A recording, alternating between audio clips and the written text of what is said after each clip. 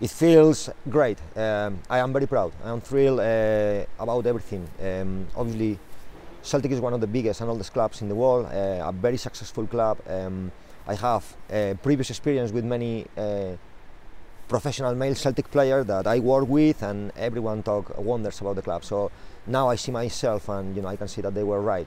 So it's a very proud moment for me, for my family, and it's only the beginning, because that's a massive statement made by Celtic Football Club. So I think this is just going to get better and better every time. You mentioned those Celtic players you have spoken to in the past. Just give us some examples of who they are and what they've said about the club. So well, I work with many. So currently Fraser Foster, I was with him at Southampton. Danny Fox, Josh Hoybel, Victor Wanyama, Virgil van Dijk. All of them came from Celtic, and we signed them for Southampton when I was at Southampton. The first football player that congratulated me for getting a job here was Victor Wanyama. So yeah, that was. So Victor messaged you to say. Yeah. To say, yeah. They love the club. They still love the club. So yeah, it's. And for you as well, in terms of your coaching experience, you worked with a lot of great managers as well, likes of Ronald Koeman and Pochettino.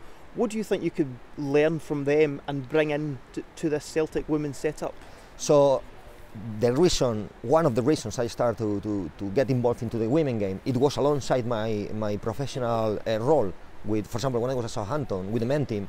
In my spare time, I was coaching Southampton women because everything what I was learning from them, I needed to put it into practice. And it was unbelievably successful that time at Southampton women. But in terms of what I learned, Mauricio, I think man management, he's unreal, he's unbelievable, because he's a nice guy, not only a top manager, he's a great guy, and for the players, that's very, very important. So I could see how he deals with players, and it's a very clever and very unique way of managing players. So I try to manage in the same way.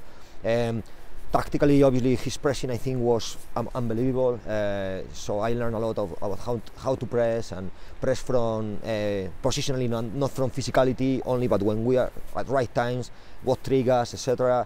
And then with Ronald Koeman, obviously, for me, that was like one of the great experiences of my life working with him, because he came from one team that surprised the world with great football, with Johan Cruyff, Barcelona, and he got all his training about the positional play, the position-specific possessions, and wow, every day for me was like wow, and then so that's the two things I try to incorporate in my own playing philosophy, and I'm extremely passionate about it, and that's my life. That's what I do, and that's what I hope I can bring here, and I'm sure the girls will get as passionate as I am about it, because it's a beautiful way of playing, and it just fits perfectly with the ethos of the club, which is playing attractive football. Yeah, that's what I'm about to say.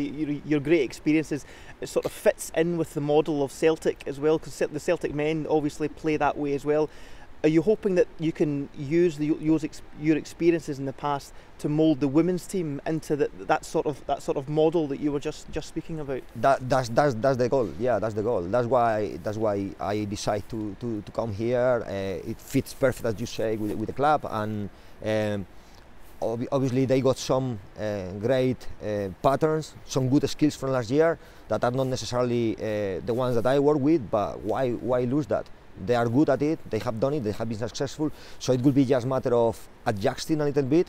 And for me, it's important that the fans go and see Celtic women, and they recognize how we play, they know how we are going to play, they know we are going to be great in possession, they know we are going to be attacking, aggressive.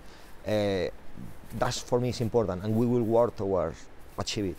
In terms of Celtic, with obviously a very successful men's team behind it, does that normally leak into the women's team and breed success as well? Do you normally find that a successful men's team will indeed at one point lead to a successful women's team as well?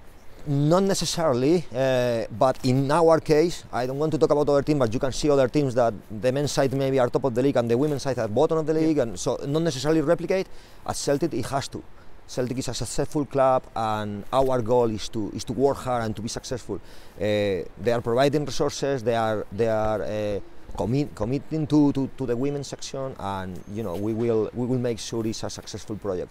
Looking into the Women's Scottish League, Glasgow City are a very dominant team here. They've won 13 league titles in a row. Is this a sort of new beginning for Celtic, that you should be saying to Glasgow City, watch out, because Celtic are coming for this remarkable record of titles that they have? Yeah, it's impressive. 13 league titles in a row is impressive. It's a very, very good record, and we would love to break this record and be us that want to win the title. We know it will take time, it will take a lot of work, it will take a lot of tough times that we have to go through, but we would like to be title challengers. Hopefully this year.